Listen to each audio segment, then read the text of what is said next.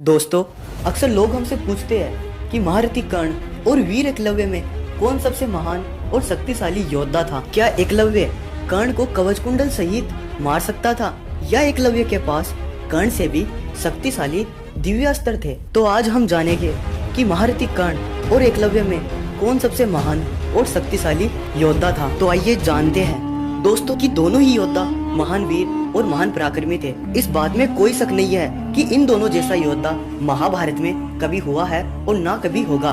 लेकिन हाँ, हम इन दोनों की धनुर्विद्या और युद्ध कौशल और ज्ञान का आकलन अवश्य कर सकते हैं। हम सबसे पहले बात करते हैं वीर एकलव्य की। एकलव्य धनु नामक निषाद का पुत्र था जो कि एक राजा थे, और इसी प्रकार एकलव्य एक राजकुमार था जो एक महान धनुर्धर बनना चाहता था। और जब उसने पहली बार गुरु द्रोण को धनुर्विद्या सिखाते हुए देखा तो वह बहुत ही ज्यादा प्रभावित हुआ। इसी कारण उसने गुरु द्रोण को मन ही मन में अपना गुरु मान लिया और गुरु द्रोण के पास जाकर कहा, हे गुरु, मैं आपसे धनुर्विद्या का ज्ञान प्राप्त करना चाहता हूँ। लेकिन एक निषाद का पुत्र होने के कारण गुरु द्रोण ने एकलव्य को धनुर्विद्या का ज्ञान देने से मना कर दिया। लेकिन एकलव्य तो गुरु द्रोण को मन ही मन अपना गुरु मान चुका था और वह फिर जंगल में जाकर गुरु द्रोण की प्रतिमा बनाई और उसी के सामने अपना अभ्यास करना शुरू किया। और उसके बाद समय बीतता गया और उसने अपने आप को एक महान धनुर्धर बना लिया। और यहाँ तक कहा जाता है कि उसने अर्जुन से पहले शब्द भेदी बाण चलाना तक सीख लिया था। और अब इसके बाद जब यह बात अर्जुन को पता चलती है तो अर्जुन दौड़ा दौड़ा गुरु द्रोण के पास जाता है और कहता है, हे गुरुदेव, आपने तो कहा था कि मैं दुनिया का सबसे सर्वश्रेष्ठ धनुर्धर बनूंगा, लेकिन आपका ये दूसरा शिष्य एकलव्य ये तो मुझसे भी ज्यादा सर्वश्रेष्ठ है। इसके बाद जब गुरु द्रोण एकलव्य को जाकर देखते और उसकी धनुर्विद्या को देखते हैं तो वो भी एक बार हैरान हो जाते हैं। इसके बाद गुरु द्रोण एकलव्य से कहते हैं, तुमने मुझे अपना गुरु माना है, इसलिए तुम्हें मुझे गुरु दक्षिणा देनी होगी। तब एकलव्य कहता है, आप यदि मेरे प्राण भी मांगेंगे तो भी मैं आपको समर्पण कर दूंगा। उसके बाद गुरु द्रोण ने एकलव्य से उसका अंगूठा मांग लिया और एकलव्य ने हंसते हुए गुरु द्रोण को अपना अंगूठा दे दिया। लेकिन अंगूठा कट जाने के बाद भी एकलव्य ने 2 उंगलियों से धनुर्विद्या चलाना सीख लिया।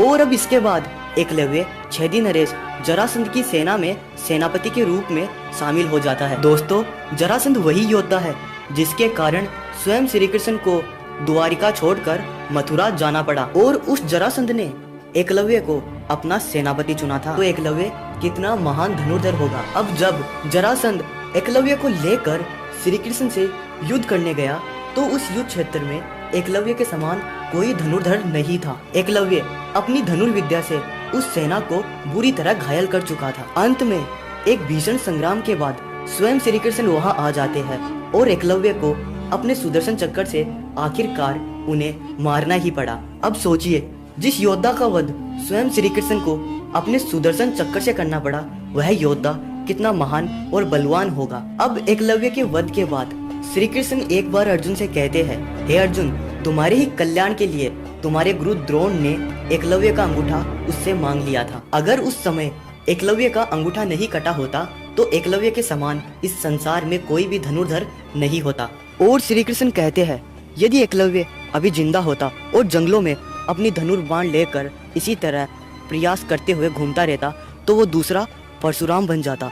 दोस्तों, जिस एकलव्य की तुलना भगवान श्री कृष्ण ने भगवान परशुराम से कर दी तो सोचिए वो योद्धा कितना बलवान है। अब बात करते हैं महारथी कर्ण की। कर्ण भगवान सूर्य नारायण का अंश था, इसलिए हम यह भी कह सकते हैं कि कर्ण एक देव पुत्र था और उनके गुरु स्वयं भगवान परशुराम जी थे। और कर्ण को अपने गुरु परशुराम जी पर बहुत ही ज्यादा निष्ठा थी और कर्ण ने अपने गुरु की बहुत ज्यादा सेवा की थी, जिससे प्रसन्न होकर गुरु परशुराम ने अपने परसों को छोड़कर कर्ण को हर एक दिव्य अस्त्र का ज्ञान दे दिया, जिसके अंतर्गत भगवान शिव और भगवान ब्रह्मदेव के सभी दिव्य अस्त्र शामिल थे। और इन सब के साथ ही स्वयं भगवान परशुराम द्वारा निर्मित भार्गव अस्त्र भी था। इस अस्त्र को केवल भगवान परशुराम ने महारथी कर्ण को ही दिया था और कहा जाता है यही वह दिव्य अस्त्र है जिसके डर से अर्जुन रणभूमि छोड़कर भागने को तैयार हो गया था। और इन सब के साथ ही भगवान परशुराम ने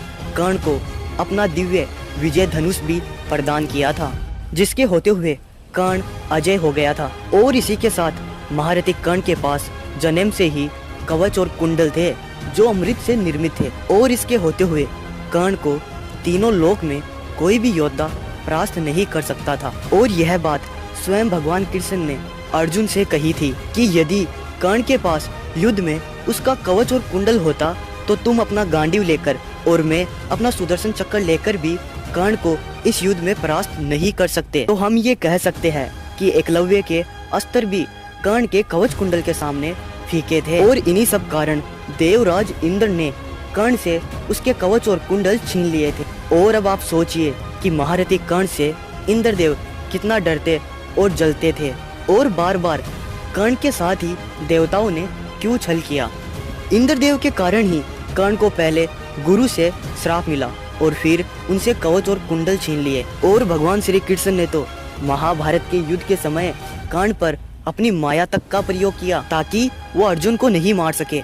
इसी कारण युद्ध से पहले कर्ण को बताया गया कि वो कुंती पुत्र है ताकि वो चाह के भी पांडवों का वध नहीं कर सके। इसके बाद स्वयं उनकी माता कुंती ने भी कर्ण से दान में अपने पांडवों के प्राण दान मांग लिए।